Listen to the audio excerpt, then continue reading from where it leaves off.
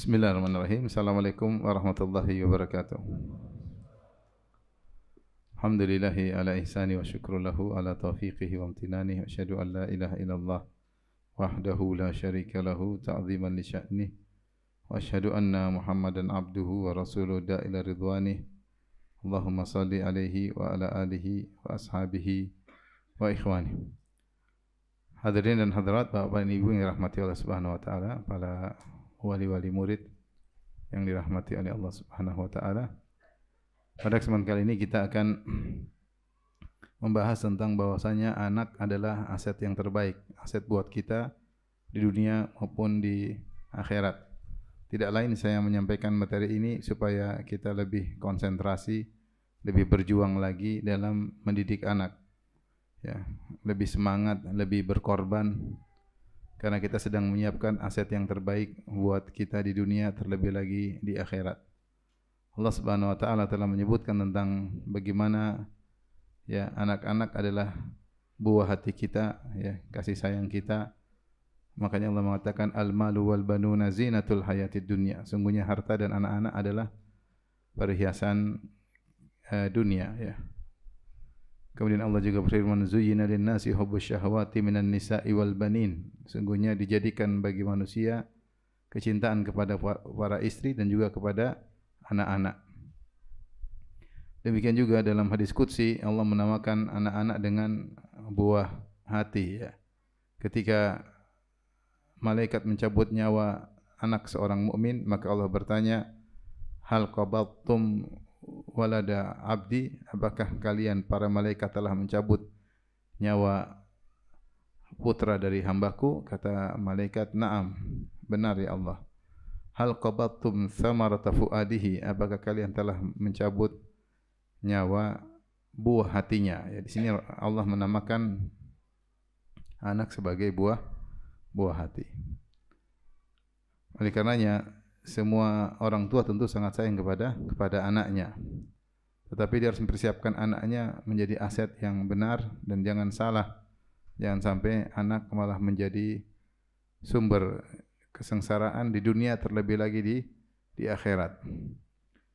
Contoh, Allah juga mengingatkan tentang jangan sampai salah dalam menyiapkan anak-anak. Allah mengatakan, ya, wa'lamu annama amwalukum wa auladukum fitnah. Ketahuilah bahwasanya harta kalian, anak-anak kalian adalah apa? Fitnah. Itu ujian. Kalian bisa lulus dalam ujian tersebut dan kalian juga bisa salah dalam ujian tersebut. Allah juga berfirman, ya ayyuhalladzina amanu inna min azwajikum wa auladikum aduwwan lakum fahdharuhum. Wahai orang yang beriman, ketahuilah di antara istri kalian dan anak kalian ada yang menjadi musuh bagi kalian, maka waspadalah. Maksudnya musuh apa? Maksudnya istri bisa menjauhkan suaminya dari akhirat dan mendekatkan kepada neraka jahanam. Demikian juga anak-anak bisa menjauhkan seseorang dari akhirat, surga, dan mendekatkan kepada neraka jahanam. Makanya ketika Nabi Khadir membunuh seorang anak yang tidak punya salah, maka ditegur oleh Nabi Musa alaihissalam. Maka Nabi Musa berkata, aqatalta nafsan zakiyatan bighairi nafsin laqad ji'ta syai'an nukra.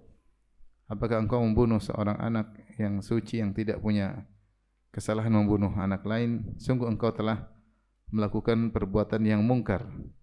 Maka akhirnya Nabi Khadir menjelaskan, wa ammal gulamu fakana abawahu mu'minaini fakhashina ayyurhiqahuma tughyanan wa kufra. Adapun anak tadi yang mati, ya, sungguhnya kedua orang tuanya adalah dua orang tua yang mukmin, ya.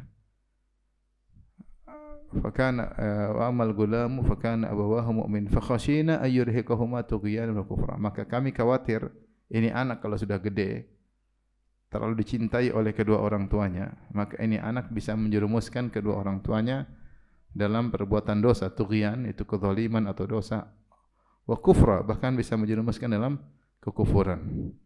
Fa aradna ayyubdilahuma rabbuhuma khairan minhu zakata wa aqraba ruhma. Maka kami berharap Allah menggantikan bagi mereka anak yang lain yang lebih saleh, ya, zakatan wa aqraba ruhma, dan lebih sayang kepada mereka berdua. Ini dalil bahwasanya anak bisa menjerumuskan kedua orang tua dalam dosa dan kemaksiatan, bahkan kekufuran. Oleh karenanya Rasulullah SAW pernah bersabda, al-waladu majbanatun mabkhalatun mahzanatun. Kata Nabi SAW, anak-anak itu bisa majbanah, membuat seorang akhirnya jadi penakut, tidak berani berjihad misalnya, ya. Dan juga karena mikir anak-anak, dibikin juga mabkhalatun, membuat orang tua menjadi pelit karena terlalu banyak mikir anak. Anak harus disiapkan investasi buat dia lah, siapkan rumahnya lah, sehingga orang tua jadi pelit. Mahzanatun, dan juga bisa membuat kesedihan dan berlarut-larut, ya. Misalnya seorang wanita gara-gara anaknya meninggal, maka dia pun melakukan niyahah, kesedihan yang tiada berhenti, menunjukkan bahwasanya anak-anak ini kalau tidak disiapkan dengan benar juga sumber malapetaka. Oleh karenanya seorang yang beriman berusaha menjadikan anak-anaknya sebagai aset yang terbaik, sumber kebahagiaan di dunia dan juga sumber kebahagiaan di akhirat. Baik. Saya katakan anak-anak merupakan aset yang terbaik karena dia adalah sumber kebahagiaan, sumber kegembiraan, dan juga sumber pahala di dunia maupun di akhirat. Kita punya anak yang soleh, kita bahagia, senang. Anak soleh, nurut, disuruh nurut, ya. Kita disuruh sama dia, kita kasih banyak amanah, tugas dia kerjakan dengan amanah, ya. Bahkan kita bisa mendengar nasihat darinya, ya. Diskusi, kemudian kasih masukan. Menurut saya begini, B, bagaimana kalau Abi begini? Masya Allah, itu nikmat luar biasa, ya. Kita amanahkan dia untuk melakukan hal-hal yang perlu diamanahi, ya. Itu kenikmatan luar biasa. Kita anak-anak, ya, saya enggak bilang anak-anak kadang anak-anak berkelahi aja kita sudah bahagia. Anak-anak berkelahi, satu ambil mainan adiknya, satu ngelapor pada bapaknya, Bi, kakak ngambilin. Anak-anak itu aja kita udah bahagia. Apalagi kalau mereka akur. Saling saling membuli di antara mereka, ya. Bulian anak-anak kakak adik, ya. Masalah anak sumber kebahagiaan, ya. Kita udah punya anak besar-besar, punya anak lagi kecil, bahagia lagi. Ya, jadi anak itu memang sumber kebahagiaan.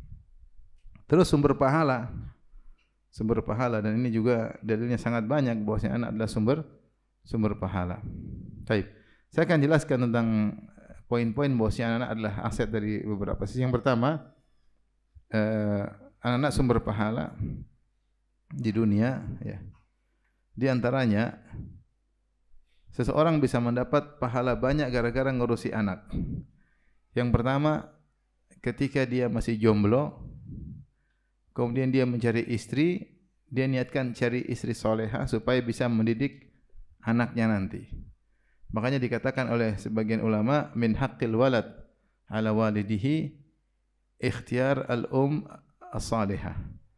Di antara hak seorang anak terhadap bapaknya, anaknya belum lahir nih, belum ada di alam nyata, belum ada. Adalah bapaknya memilih ibu yang baik, yaitu memilih istri yang soleha. Maka sejak awal kita sudah terlanjur, ya sudah, ya, maksudnya. Yang jomblo nih, sudah terlanjur, ya sudah, sudah terlanjur, ya. Udahlah. Tinggal berusaha disolehkan lagi, ya. Kita berusaha mensolehkan diri, kita berusaha mensolehkan istri kita dengan berdoa kepada Allah Subhanahu wa taala. Tapi maksud saya,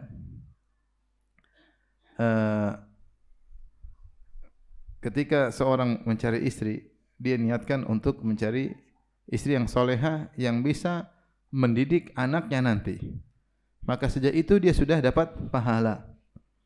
Karena dia memilih istri dengan pertimbangan supaya bisa mendidik anak yang soleh. Dapat pahala enggak dia? Anak belum ada, kita dapat pahala. Anak belum ada, kita sudah dapat pahala.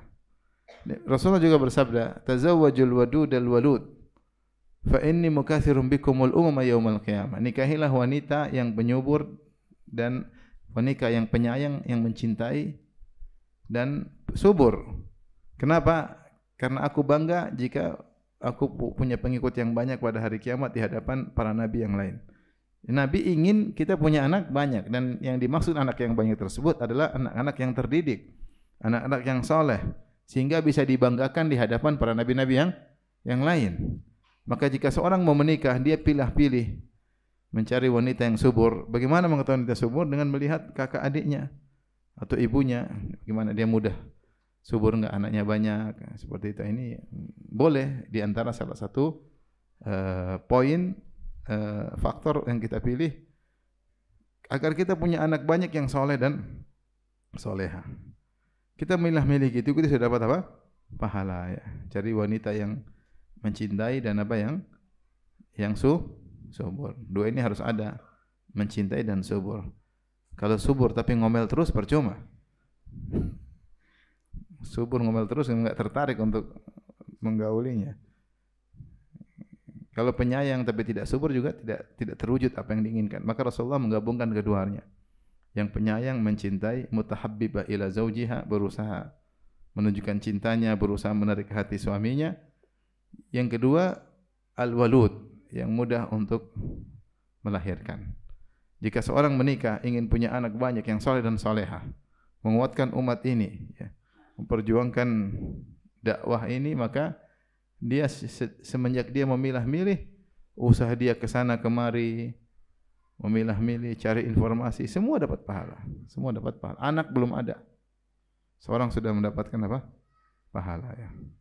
Makanya Rasulullah SAW memotivasi untuk punya anak soleh. Kata Nabi SAW, "Idza mata al-insan, inqata anhu amaluhu illa min thalath." Jika seorang manusia meninggal, maka terputus darinya seluruh amal soleh kecuali 3, di antaranya waladun salihun yad'u lahu, anak soleh yang mendoakannya. Taib.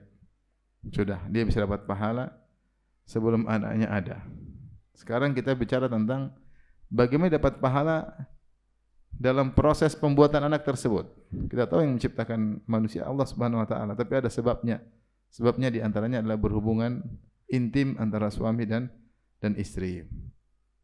Allah berfirman dalam surat Al-Baqarah, "Nisa'ukum harthul lakum fa'tu harthakum anna syi'tum." Sungguhnya istri-istri kalian adalah sawah ladang bagi kalian. Sawah ladang itu Allah menamakan para wanita dengan harth, yaitu sawah ladang, agar lelaki semangat untuk mendatanginya. Fa'tu harthakum anna syi'tum. Maka datangilah sawah ladang kalian kapan saja kalian maui, dan bagaimanapun cara yang kalian datangi, itu silakan, yang penting digauli. Mau kapan saja waktunya terserah, mau caranya bagaimana juga terserah, yang penting digauli. Kemudian kata Allah, "Waqaddimu li anfusikum wattaqullaha wa'lamu annakum mulaquh." Dan persembahkanlah buat diri kalian pahala, dan bertakwalah kepada Allah, ketahuilah kalian akan bertemu dengan Allah.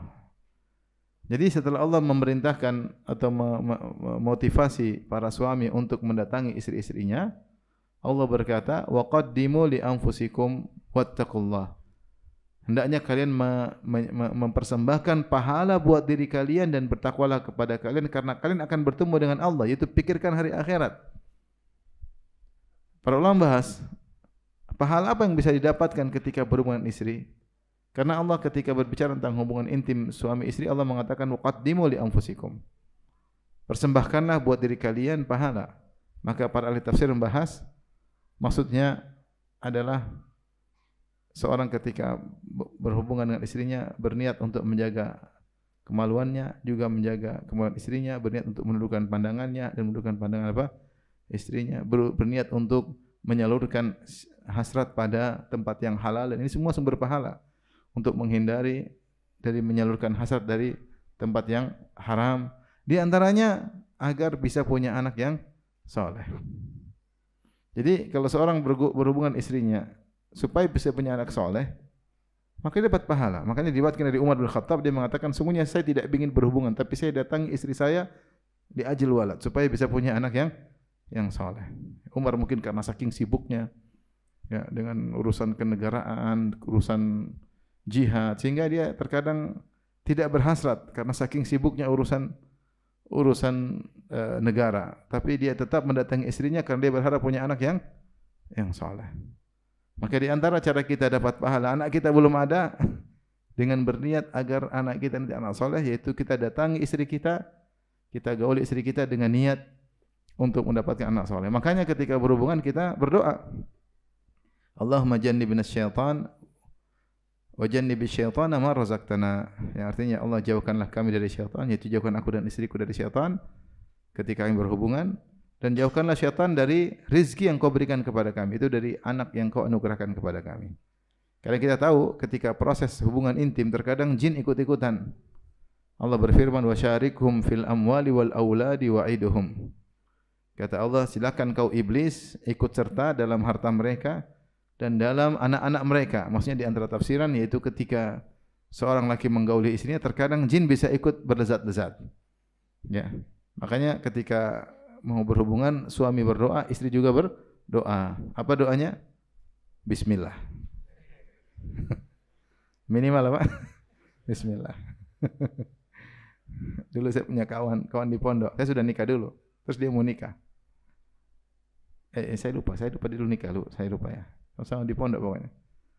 Dia mau nikah, dia jalan dari kamar, dari ruangan ke depan, mundur ke depan. Dia hafal, Allahumma jannibna syaitan wa jannibi syaitana ma razaqtana. Diulang-ulang. Karena ketika kejadian mungkin lupa kan, enggak gampang. Malam pertama bisa jadi apa? Lupa. Tapi dia persiapan luar biasa. Luar biasa dia.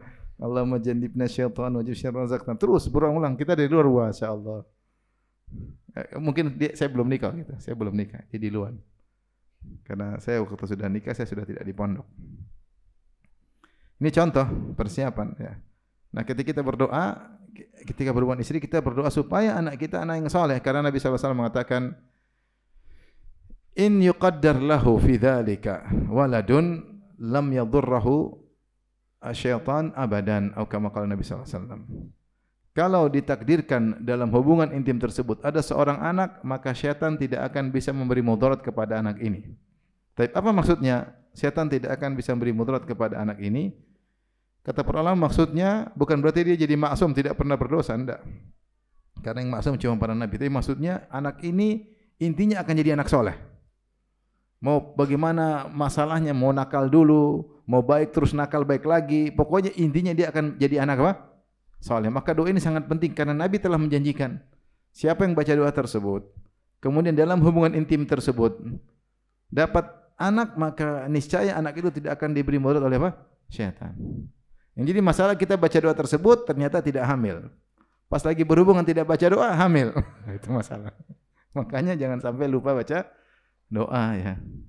Kalau perlu pasang alarm atau apa ya, intinya jangan lupa doa tersebut. Doa ini sangat penting. Saya ceritain kisah menakjubkan ya. Kisah ini ada seorang saya kenal dia ya, pernah ketemu juga. Jadi bukan dia yang cerita tapi kawannya cerita ke saya ya. Jadi dia sekeluarga tinggal di Mekah. Kakak-kakaknya hafiz Quran. Adiknya yang paling kecil nakal luar biasa. Semua dia lakukan. Narkoba lah, inilah, anulah, semua. Sampai orang-orang kayaknya sudah kecewa sama dia atau putus asa dari dia. Tapi subhanallah kemudian dia mau kerja, dia enggak mau ilmu agama, dia kerja ke London apa kemana, ke Eropa atau ke Inggris, saya lupa. Sampai di sana ternyata dia dapat hidayah malah di sana. Malah ketemu orang mungkin yang ngaji, dia mulai ini. Sampai akhirnya dia jadi orang alim, sampai dia berdakwah, sampai ratusan orang masuk Islam gara-gara dia. Tapi ibunya tidak pernah putus berdoa untuknya ya. Maka pokoknya kalau kita berdoa, lihat anak kita, yang penting saya dulu berdoa. Insyaallah husnuzan, anak ini suatu saat akan apa? Akan menjadi anak saleh. Ada seorang ya, seorang ulama ya. Saya pernah duduk sama orang orang awam. Saya lagi cuci mobil di Madinah sama orang awam. Terus orang itu udah tua. Dia bilang, kamu kenal Syekh Fulan? Saya bilang, iya kenal. Itu Syekh itu dulu waktu masih kecil, nakalnya luar biasa. Waktu masih remaja. Kok bisa? Bapak saya bilang, kamu boleh main sama siapa aja kecuali sama orang ini, jangan. Bayangkan. Kamu boleh main sama pemuda siapa saja kecuali sama anak ini. Tidak boleh. Sekarang jadi ulama besar. Maksudnya, pokoknya kalau kita tempuhi sebab jangan pernah putus asa. Di antaranya ketika berhubungan dengan istri, jangan lupa berdoa dengan doa tersebut. Ayo diulang, hafal. Allahumma jannibna syaitan. Bismillah dulu, bismillah. Bismillah. Allahumma jannibna syaitan wa jannibi syaitan ma razaqtana. Allahumma jannibna syaitan. Ulang. Allahumma jannibna syaitana wa jannibis syaitan ma razaqtana. Coba berdiri. Kelihatannya sepele tapi subhanallah berkah. Rasulullah yang menjamin syaitan tidak akan bisa beri mudarat kepada dia. Ulama mengatakan intinya dia ujungnya akan menjadi anak yang soleh. Bisa soleh terus-terusan, bisa melalui beberapa tahapan, mungkin nakal sedikit tapi balik lagi. Ini semua dalil bahwasanya anak belum ada saja kita sudah dapat pahala gara-gara si anak tersebut. Gara-gara si anak tersebut karena kita niat untuk punya anak yang saleh. Maka ini adalah aset, dia belum ada sudah merupakan aset pahala bagi kita. Kemudian setelah dia ada, kita melakukan banyak ibadah terkait dengan sang anak. Di antaranya kita akikahkan. Pahala enggak itu? Pahala. Kita biayai kehidupannya, kita mendidiknya. Makanya infak yang kita keluarkan buat anak itu pahala lebih besar daripada infak-infak yang sunnah. Kata Nabi sallallahu alaihi wasallam, dinarun anfaqtahu fi sabilillah wa dinarun anfaqtahu fi raqabah wa dinarun tasaddaqta bihi ala miskin wa dinarun anfaqtahu fi ahlik a'zamuhu ajran alladhi anfaqtahu ala ahlik. Kata Nabi sallallahu alaihi wasallam, sekeping dinar yang kau infakkan untuk fisabilillah, untuk jihad, sekeping dinar itu adalah 4/4 gram emas. Sekeping dinar yang kau infakkan untuk memerdekakan budak, sekeping dinar yang kau infakkan untuk fakir miskin, dan sekeping dinar yang kau infakkan untuk keluargamu, itu anak istri, yang lebih besar pahalanya adalah yang kau infakkan untuk keluargamu. Infak buat anak-anak adalah pahalanya besar. Makanya ketika dalam hadis marra bin Nabi sallallahu alaihi wasallam rajulun fa ra'ahu ashabuhu min jaladihi wa nasyatihi. Ketika ada seorang laki lewat di hadapan Nabi, para sahabat lihat pemuda ini semangat, jalatu sabar, orangnya kuat, nasyat, gesit, orangnya gesit kuat. Maka sahabat kasih ide, kata para sahabat, lau ja'ala dzalika fi sabilillah. Seandainya pemuda ini yang kuat, gesit, menggunakan atau mengoptimalkan kegesitannya dan kekuatannya untuk berjihad fi sabilillah, daripada dia keluar cari kerja, cari nafkah. Ini ide para sahabat karena melihat orang ini mungkin gesit dan kuat. Maka Rasulullah SAW memberi faedah tambahan kepada para sahabat. Kata Nabi SAW, lau kharaja yas'a, orang ini kalau dia keluar cari nafkah, ala waladihi sigaran, dalam rangka untuk mengurusi anak-anaknya masih kecil, fahuwa fi sabilillah, sungguhnya dia sedang fi sabilillah, dia sedang berjihad. Kenapa? Dia mencari nafkah untuk ngurus anak-anaknya yang masih apa? Kecil. In kana kharaja yas'a ala abawaihi kabiraini, kalau dia keluar bekerja untuk mengayomi kedua orang tua yang sudah tua, fahuwa fi sabilillah, maka dia di jalan Allah. In kana kharaja yas'a liyu'iffa nafsahu, kalau dia bekerja, keluar kerja cari nafkah untuk agar dia tidak minta-minta sama orang, menjaga harga dirinya, fahuwa fi sabilillah, maka dia fi sabilillah. In kana kharaja yas'a tafakhuran wa riya'an, fahuwa fi sabilillah syaitan. Adapun kalau dia kerja cari uang dalam rangka untuk bangga-banggaan, punya rumah paling banyak, punya rumah paling besar, punya mobil paling banyak, punya moge paling banyak, punya ini paling banyak, atau riya, maka di jalan syaitan, di jalan syaitan. Maksud saya, si Nabi mengatakan, in kana kharaja yas'a ala waladihi sigaran fahuwa fi sabilillah. Kata Nabi, kalau dia keluar cari nafkah dalam rangka mengurusi anak-anak masih kecil, sungguhnya dia sedang berjihad di jalan Allah. Ternyata seorang keluar cari nafkah yang dia pikirkan untuk anak-anaknya. Kita udah begini, apa yang kita pikir? Pikir anak-anak gimana? Ya, maksudnya banyak orang tua seperti itu ya. Dia mikir gimana, yang penting anaknya sekolah, yang penting anaknya ini, yang anaknya berhasil. Kalau ada sawah dia jual supaya untuk biaya apa? Anak-anaknya. Ya. Kalau perlu apapun, yang penting anaknya senang. Banyak orang seperti itu. Tapi dia harus niatkan karena Allah. Niatkan karena Allah sehingga semua yang dia keluarkan itu benar-benar infak yang sangat bernilai. Maka jangan pernah ragu kita berinfak untuk anak-anak. Tentunya dengan segala pertimbangan dan perhitungan, bukan boros juga, tidak. Tapi kalau selama itu untuk keperluan anak-anak, untuk sekolahnya, untuk SPP-nya, untuk beli bukunya, untuk manggil guru ngaji, ya, untuk pendidikannya, maka itu infak yang dikeluarkan pada tempatnya. Tidak usah pernah menyesal. Jangan pernah menyesal. Itu benar. Uang sudah kita keluarkan pada tempatnya. Kita nyaman. Tapi kalau kita tidak karena Allah, ini sedikit-sedikit lagi SPP, sedikit SPP, uang naik kelas saja bayar lagi. Apalagi sebagian sekolah, Allah musta'an, duit melulu.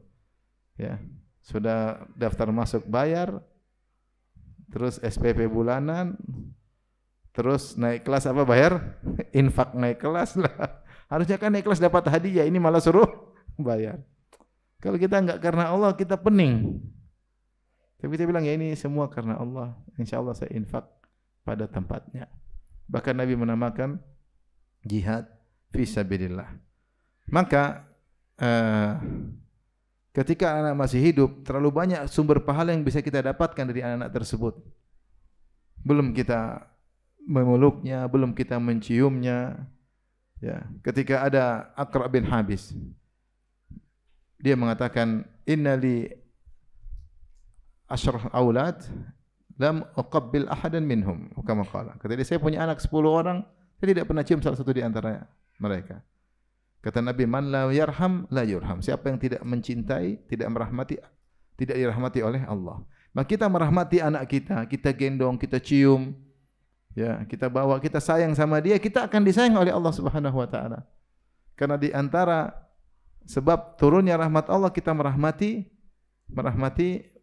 makhluk, ya. Di antaranya anak kita sendiri, Bahkan Nabi tegur ketika ada Aqra' bin Habis At-Tamimi yang dia bangga seakan-akan tidak mencium anak, menunjukkan kejantanan, menunjukkan karismatik. Maka Rasulullah tegur, justru sebaliknya. Kau model seperti itu, kau tidak dirahmati oleh Allah. Siapa yang bisa mencegahmu jika Allah mencabut rahmat dari jiwamu? Tidak ada. Justru Nabi SAW mencium Hasan dan Husain. Rasulullah SAW mencium bibir Hasan dan Husain. Subhanallah. Sampai ketika kepala Al-Hasan setelah dibunuh di Karbala, didatangkan di hadapan, kalau tidak salah, Ubaidillah bin Ziyad. Kemudian dia mengambil kayu, dia masukin di mulut Husain. Maka sahabat, kalau tidak salah, Anas bin Malik bilang, itu pernah dicium oleh Nabi. Bibir yang kau gini-gini kan pernah dicium oleh siapa? Nabi SAW. Rasulullah mencium bibir cucunya. Rasulullah SAW menggendong apa? Cucunya. Ya. Oleh karenanya sayang kepada anak adalah sebab sayang Allah kepada kita. Irhamu man fil ard yarhamkum man fis sama. Rahmatilah yang di bumi, niscaya Allah akan merahmatimu. Maka subhanallah, kita sayang sama anak, kita peluk mereka, kita ngobrol sama mereka, kita ajak jalan-jalan, kita kasih hadiah, kita kasih nasihat. Ini semua pahala. Antum dakwahi orang kan mungkin belum tentu ada yang mau dengar, tapi kalau antum dakwahi anak-anak adalah dakwah. Diajak ini, dibimbing, diajak salat ke masjid, salat sunnah, salat malam bareng, semua pahala. Maka anak-anak adalah sumber pahala ya. Gampangannya Rasulullah mengatakan fi kulli dzati kabidin ratbin sadaqah, ya. Karena Nabi SAW bersedekah pada hewan manapun yang hidup. Kabid rotbah maksudnya masih ada nyawa, yaitu hatinya basah, maksudnya masih bernyawa. Kau bantu maka dapat apa? Dapat pahala, ya. Ketika ada seorang muslim menanam pohon, kemudian bijinya atau buahnya dimakan oleh burung, maka Rasulullah mengatakan pahala. Maka sahabat bertanya, kok bisa ya Rasulullah? Kata Rasulullah, setiap nafkah atau berbuat baik kepada hewan, ya, itu ada pahalanya. Bukankah Rasulullah menjelaskan ada seorang lelaki yang memberi minum kepada seekor anjing, masuk surga gara-gara memberi minum seekor anjing. Nah, apalagi kita bicara manusia, kita mengurus manusia, anak kita sendiri. Bahkan seandainya la qadarallah, kita tidak ingin tapi terjadi, ternyata Ada orang punya anak autis misalnya, atau cacat misalnya. Ya, kita kalau bantu anak orang yang cacat, pahalanya besar enggak? Anak orang lain cacat, pahalanya besar enggak? Boleh besar. Apalagi anak sendiri. Anak sendiri. Ada beberapa orang datang pada saya, autis. Anaknya lagi autis lagi.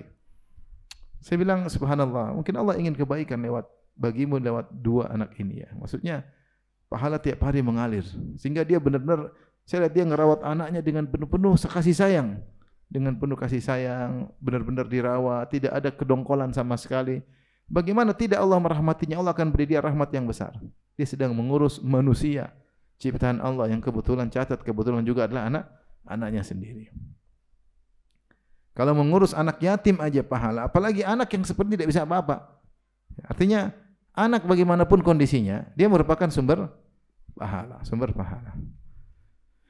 Dan bukankah ya, mengurus anak adalah silaturahmi? Ya, kita tidak boleh putuskan silaturahmi dengan ibu kita, dengan kakek kita, kakak kita, adik kita, termasuk anak kita. Ini rahim kita, rahim secara langsung.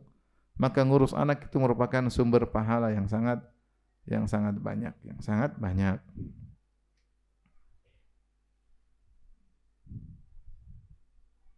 Baik. Bagaimana lagi kalau ternyata anak yang kita urus akhirnya menjadi anak yang saleh, yang menyenangkan. Subhanallah. Bahagia luar biasa. Nurut. Inilah perjuangan yang kita lakukan. Tentu semua dari Allah Subhanahu wa taala, tapi ada sebab, ada ikhtiar. Kita mendoakan. Makanya Allah menyebutkan di antara ciri penghuni surga adalah orang-orang yang selalu mendoakan anak-anaknya. Ketika Allah berfirman, "Ibadur rahmanil ladzina yamshuna 'alal ardi hauna."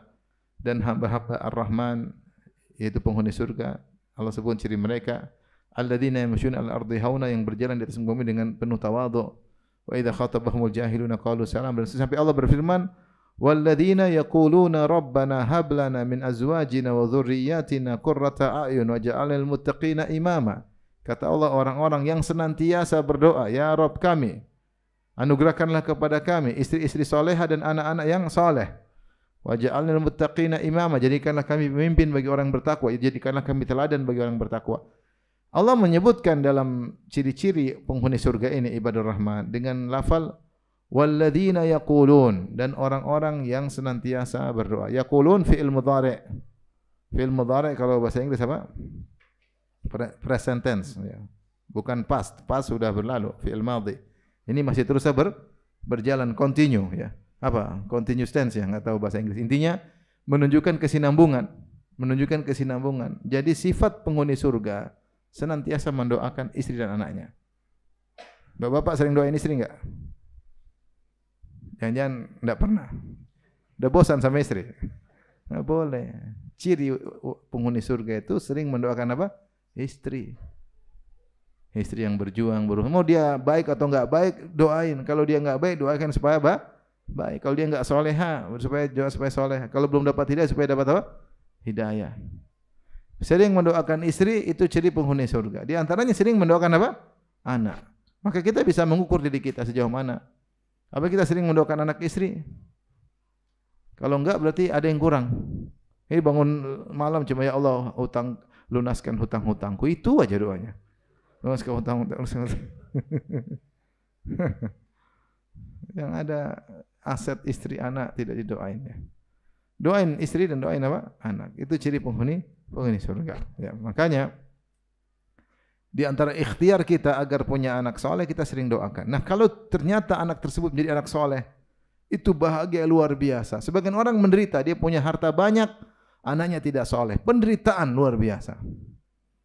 Saya sudah sering cerita, saya pernah naik pesawat suatu kota dengan orang Chinese ya. Saya ngobrol. Dia inilah punya kekayaan ini, punya properti. Saya bilang, gimana sekarang? Dia jujur, dia bilang dia bukan orang Islam. Dia bilang, satu sekarang saya sesalkan, kata dia. Anak-anak saya jauh dari saya. Saya sudah biayai semuanya, saya totalitas jauh dari saya.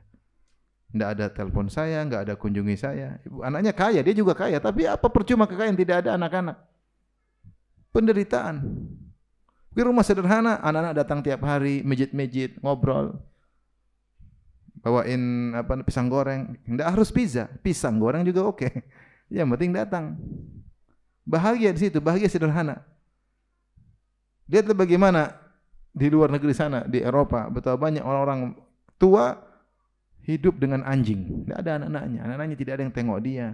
Bahkan kalau ada yang sakit, anaknya pesan. Ini kenyataan, saya 2 kali dapat, saya di dua negeri kafir saya pernah kunjungi, kasusnya sama, karena kebetulan perawatnya orang-orang Islam. Mereka cerita sama saya, heran Ustaz, 2 negara yang berbeda. Ustaz, heran di sini, kalau ada orang tua sakit, anaknya bilang, nanti kalau mati telepon saya. Kalau mati baru telepon, kalau belum mati jangan telepon.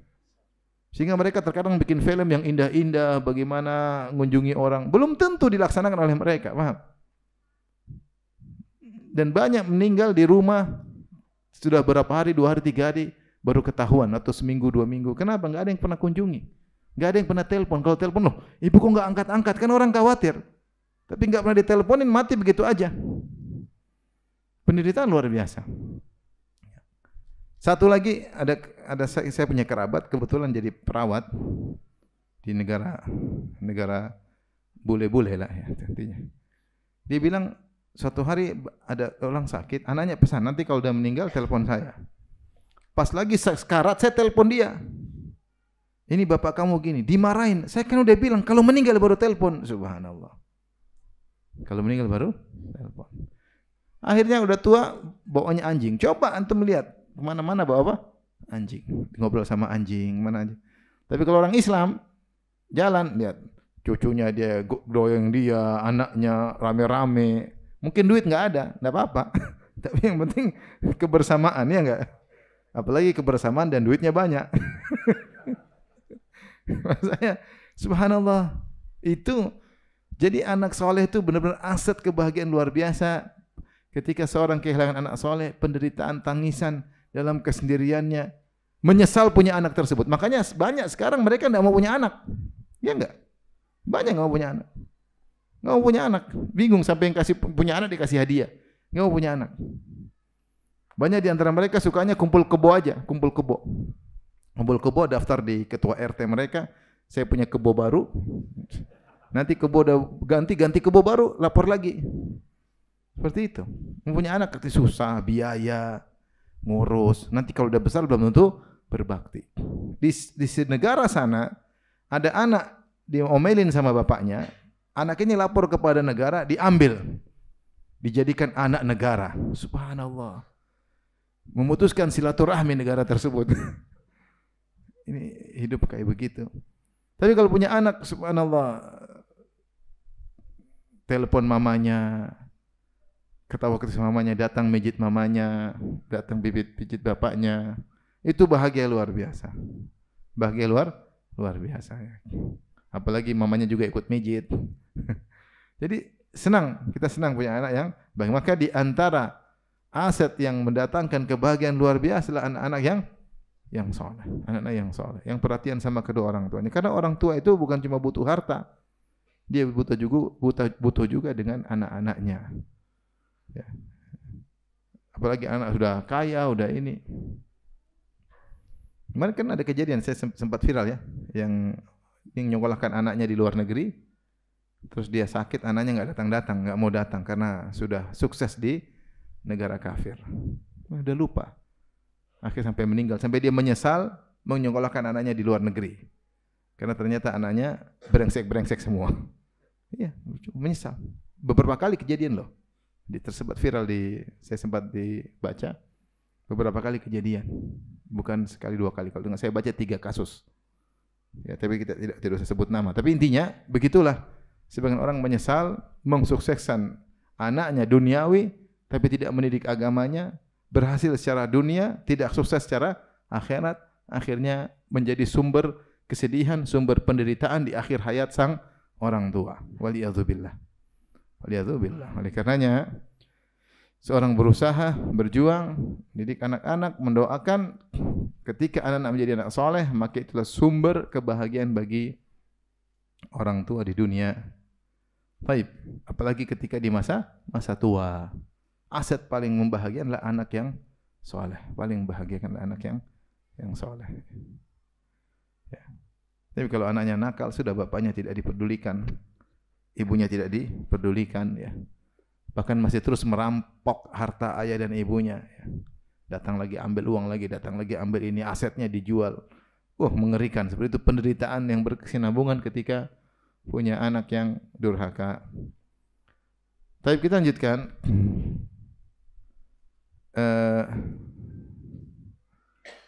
Bagaimana anak menjadi aset bagi kita setelah kita meninggal dunia. Anak ini aset luar biasa.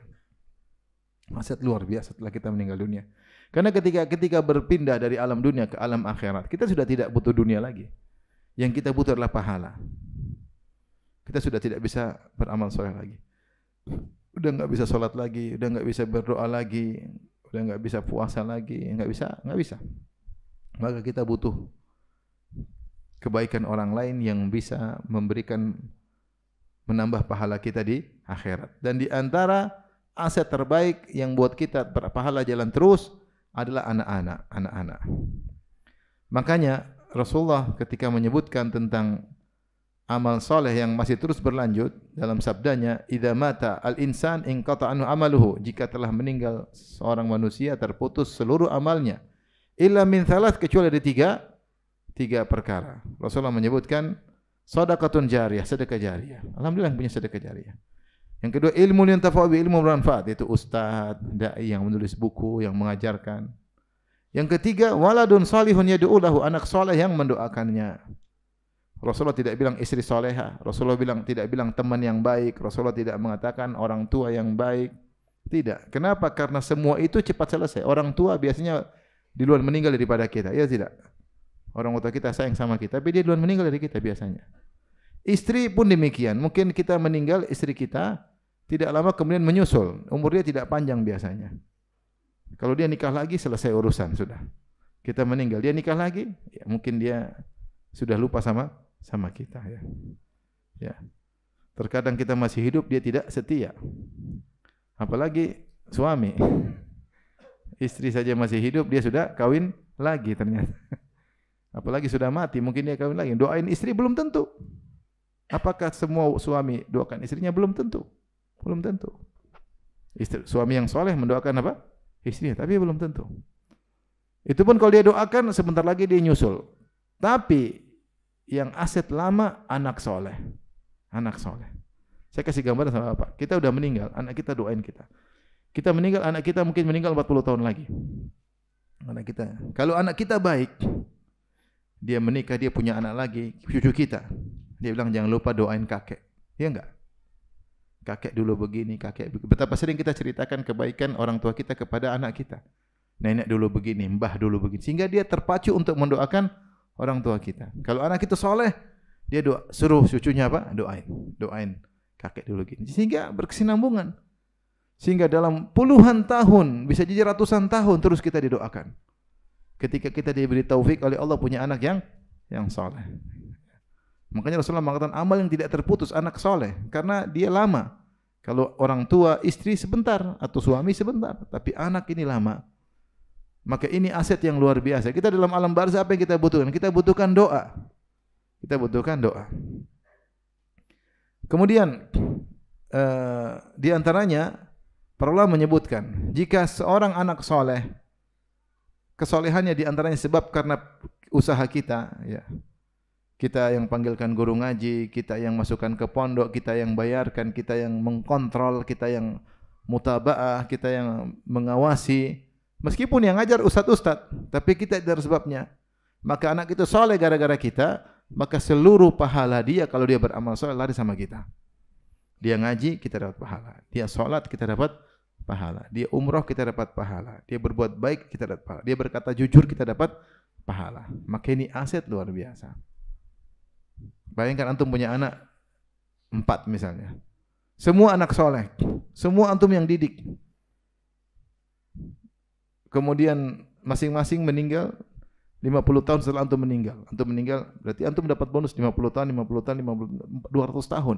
Seakan-akan antum masih hidup 200 tahun lagi. Karena anak-anak ini hidup umur 50 tahun beramal soleh melulu, semua amal soleh lari juga sama antum. Maka ini di antara aset paling baik untuk kita di akhirat. Paling baik. Antum tinggal didik anak antum berjuang ketika dia jadi anak soleh, statusnya anak lelaki soleh, anak wanita solehah, maka seluruh amal soleh yang dia kerjakan, pahala juga ngalir kepada kita yang mengajarkannya. Karena Rasulullah SAW bersabda, "Man dalla ala khairin falahu mithlu ajri fa'ilihi." Siapa yang menunjukkan pada kebaikan, bagi dia seperti pahala orang yang melakukannya. Yang membuat dia, menyebabkan dia soleh dan soleh siapa? Kita. Bukankah kita yang mengarahkan, kita yang sejak kecil ngajak dia ke masjid, kita sholat sunnah di hadapan dia, kita baca Quran depan dia, kita kenalkan kepada para ustadz, kita ajak ke pengajian, kita biayai sekolah. Dia soleh, luar biasa. Pahala ngalir terus. Makanya saya bilang, kalau bisa punya anak banyak lakukan. Kalau tidak mudah sudah. Anak anugerah. Kadang Allah beri banyak, kadang enggak. Tapi kalau bisa punya anak banyak, punya anak yang banyak. Di Saudi menakjubkan. Kalau dengar cerita menakjubkan. Saya pernah diundang makan, teman saya laki-laki saja 24 bersaudara. Laki-laki saya berapa? 24 bersaudara. Subhanallah. Makan tuh undang makan kayak pesta. Padahal mereka sendiri enggak ada orang lain. Rame. Kambing guling semua. Masya Allah. Kambingnya benar diberikan. Saya baru kali makan kambing besar, ditaruh di tempayan dalam bukan terbalik, dalam kondisi berdiri kambingnya itu. Luar biasa. Saya mau potong juga ragu-ragu. 24 orang laki-laki semua. Jadi besar sampai apa? Kecil. Luar biasa. Banyak-banyak. Kemudian ada cerita seorang punya anak 65 orang, perempuan semua. Dia ceritanya seorang lelaki, dia anak laki-laki salah satunya bapaknya, dan dia pingin agar punya anak laki-laki. Karena dia satu-satunya laki-laki dari bapaknya, dia pingin nasabnya masih bersambung. Ternyata dia nikah, anaknya perempuan, nikah lagi sampai nikah, anaknya semua 65 perempuan. Anak banyak sekali. Jangan tanya. Ada kemarin juga saya ketemu orang di Indonesia. Om dia, kemarin saya pas ke Malang, orang Arab juga, orang Arab Indonesia. Om dia nikah, istri pertama anak 11 perempuan. Istri kedua anak 11 laki-laki. Luar biasa. Suatu kebetulan yang menakjubkan. 11 anak perempuan, 11 apa? Laki-laki. Jangan pikiran macam-macam ya, cuma cerita ya. Cerita. Maksud saya, ya. Dan sebagian orang Masya Allah dari satu biang anak bisa sampai banyak. Istri saya 13 bersaudara. 13 bersaudara. Itu pun berhenti karena bapak mertua saya meninggal. Kecelakaan pesawat sehingga ibu mertua tidak punya anak lagi. Tapi seandainya bapak mertua masih hidup mungkin bisa 25. Saya punya kawan, ini cerita aja. Saya punya kawan umur 38 tahun. Umur berapa? Anaknya 23. Orang Indonesia, asli Indonesia. Salah satu keajaiban dunia saya bilang. Bener. Saya ketemu, dia kirim video lagi anak kasih makan. Anak banyak sekali kayak anak yayasan. Anak dia semua. Umur 38, anak 23. Allahu Akbar. Saya langsung kerdil rasanya di depan dia. Jadi kalau anak soleh semua, Masya Allah, bisa bikin kerajaan dinasti.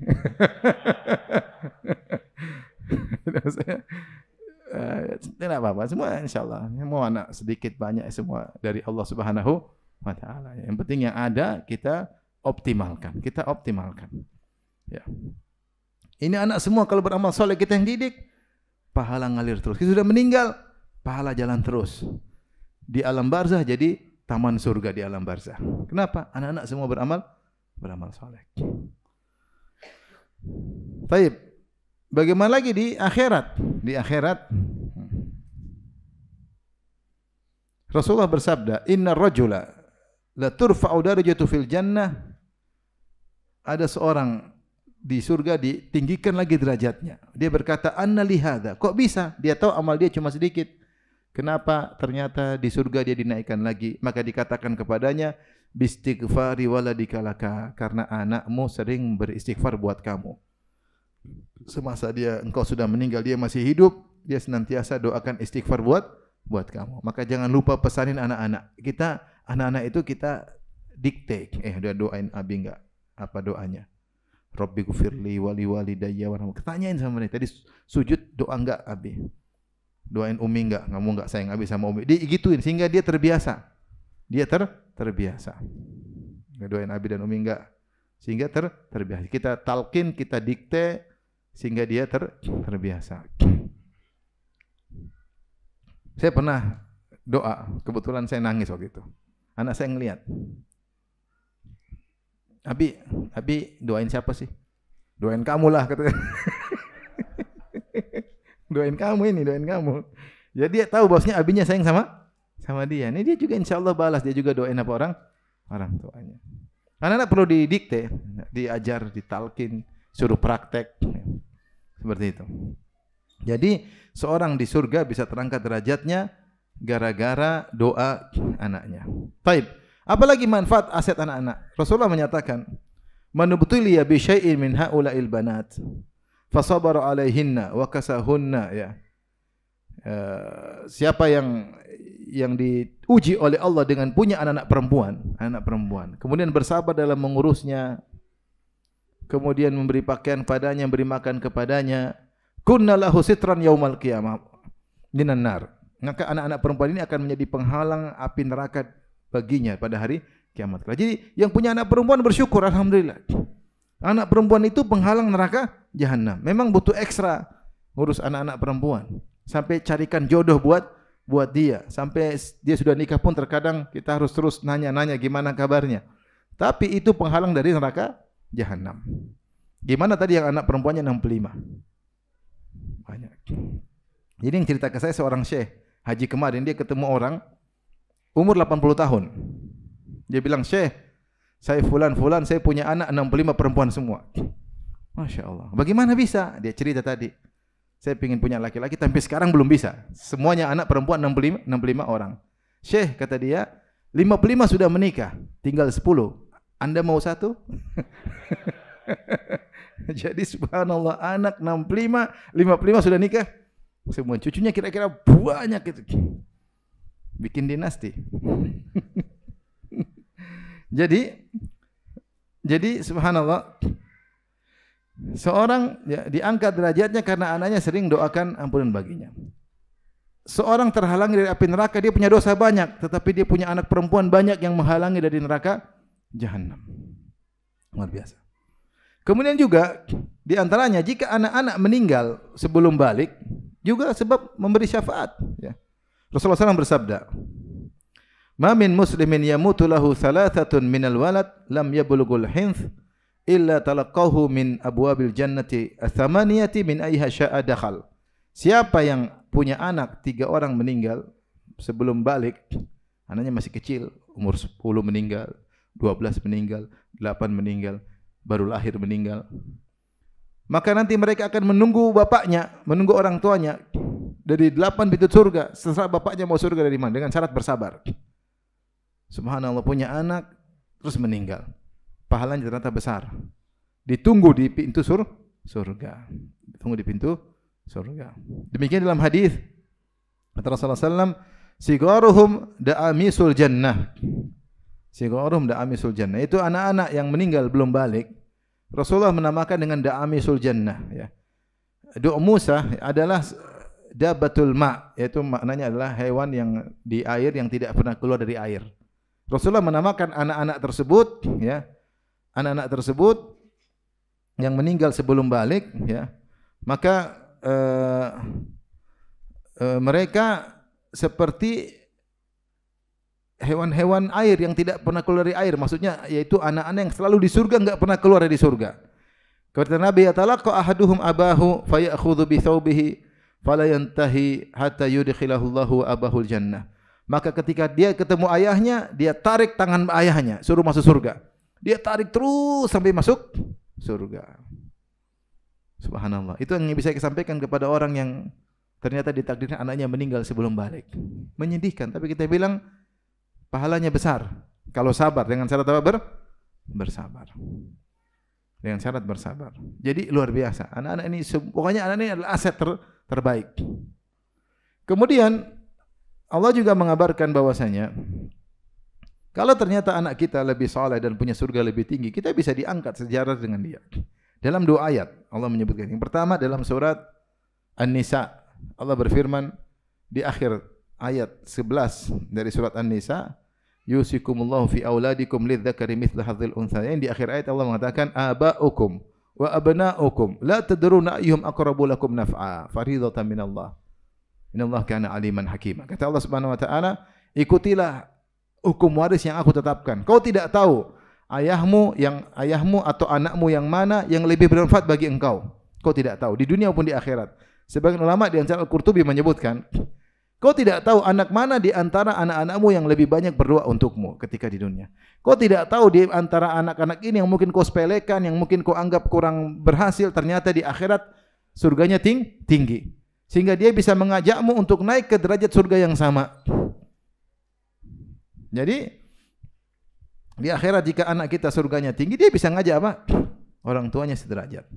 Dan ini juga diisyaratkan oleh Allah dalam surat At-Tur. Kata Allah Subhanahu wa taala, "Walladzina amanu wattaba'athum dzurriyyatuhum biimanin alhaqna bihim dzurriyyatahum wa ma alatnahum min amalihim min syai' kullu imrin bima kasaba rahin." Dan orang-orang yang beriman kemudian diikuti oleh anak-anaknya. Alhaqna bihim dzurriyyatahum, maka kami akan susulkan dzurriyyahnya. Dzurriyyah dalam bahasa Arab bisa artinya anak-anak, bisa artinya bapak dan kakek. Sebagaimana firman Allah Subhanahu wa taala, wa ayatul lahum anna hamalna dzurriyyatahum fil fulkil mashhun. Di antara tanda-tanda kebesaran Allah bagi mereka, anna hamalna dzurriyyatahum, kami pernah mengangkat kakek mereka yaitu Nabi Nuh alaihissalam di kapal yang dipenuhi dengan muatan. Jadi sini Allah menamakan Nabi Nuh dengan dzurriyyah yaitu kakek. Jadi terkadang dzurriyyah artinya apa? Kakek. Oleh karenanya antara anak dan orang tua bisa saling memanfaatkan, saling memberi manfaat. Di antara kata para ulama, jika sang anak di surga yang tinggi, kemudian ayahnya di surga yang rendah, alhaqna bihim dzurriyyatahum, maka ayahnya disusulkan. Wa ma alatnahum min amalin min syai', dan tidak mengurangi derajat sang anak. Adapun terkait dosa, kalau tidak saling penyebab dosa tersebut, kullu mri'in bima kasaba rahin. Adapun dosa masing-masing. Maka ini semua motivasi kita untuk serius terhadap anak-anak. Kalau anak saleh maka kita yang diuntungkan dunia maupun di akhirat. Jangan pernah ragu untuk mengeluarkan biaya untuk anak-anak. Jangan pernah pelit terhadap anak. Jangan pelit waktu. Butuh waktu duduk sama anak, diskusi sama mereka, ngobrol sama mereka, beri arahan kepada mereka. Jangan suka-suka telepon mereka, tanya gimana kabar mereka, bagaimana perkembangan mereka. Anak senang diperhatikan oleh orang tuanya. Jangan sampai kita karena cari harta lupa. Allah mengatakan, wa'mur ahlaka bis-sholati wastabir 'alaiha la nas'aluka rizqan nahnu narzuquk. Perintahkan keluargamu di antara anak-anak untuk salat.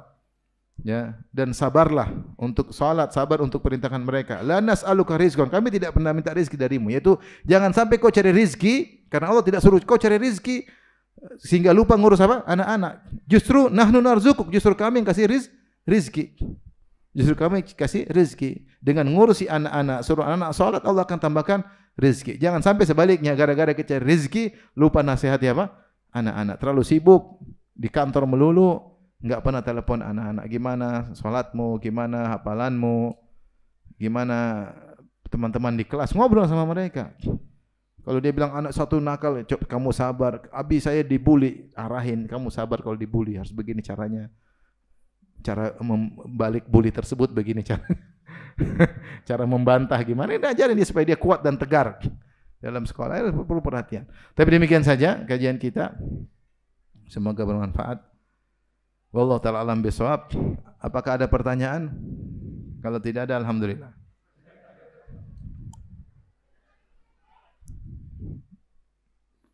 Silakan bertanya.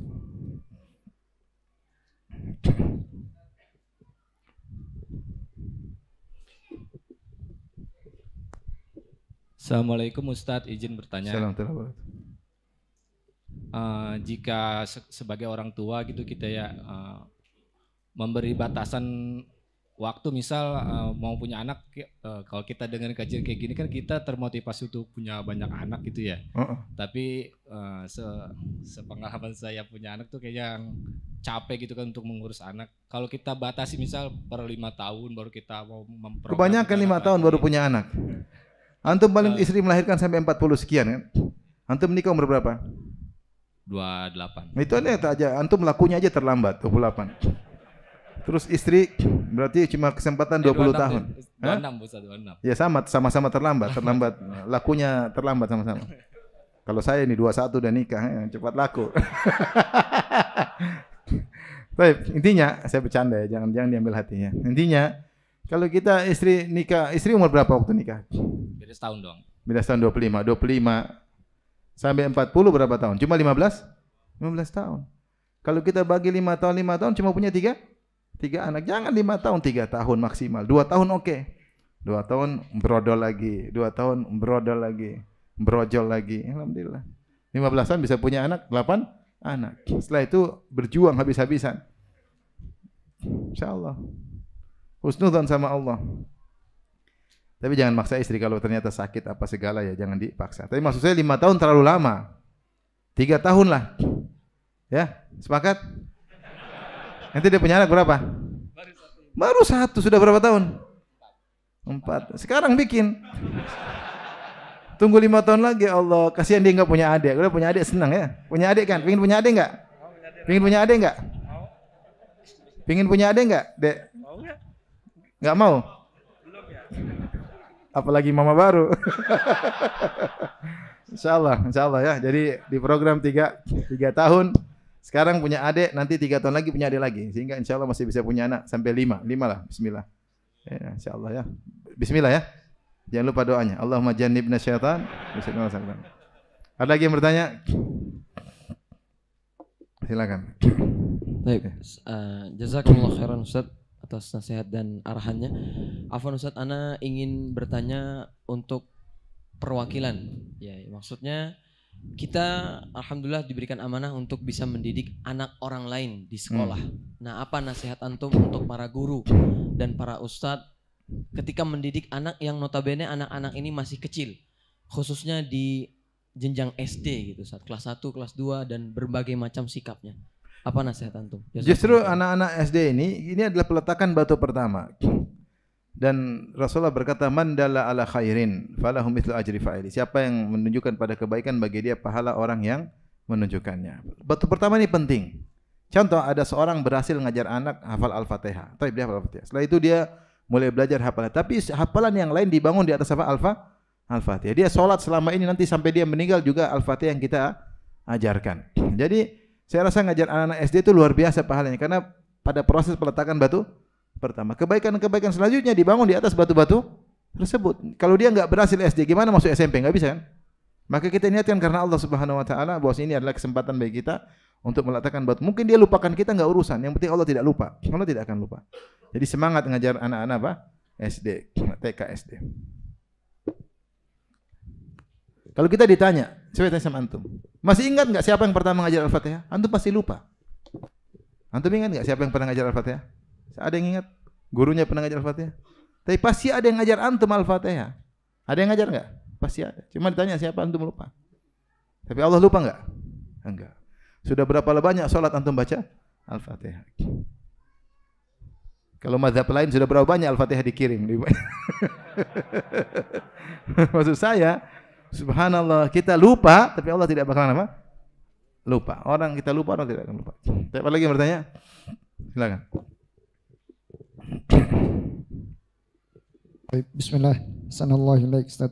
Ada sedikit pertanyaan, yaitu orang tua kami Ustaz sudah 5 tahun bertukar peran. Sudah apa? Bertukar peran. Jadi ibu yang bekerja, ayah yang di rumah. Kenapa begitu?